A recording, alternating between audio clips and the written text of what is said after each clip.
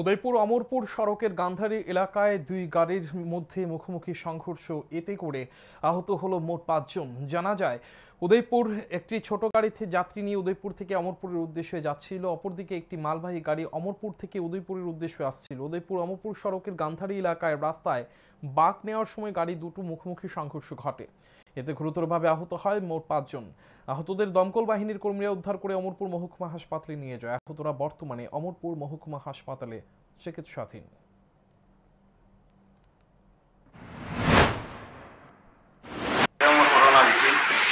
আর একটা গাড়ি আছে, কি গাড়ি না, আইটিসির একটা বড় মালের গাড়ি আছে।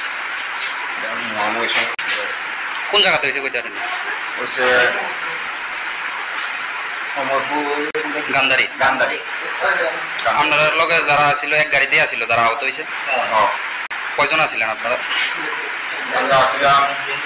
না, আহত কয়জন হয়েছে? আহত হয়েছে 4 জন। 5 জন আহত হয়েছে।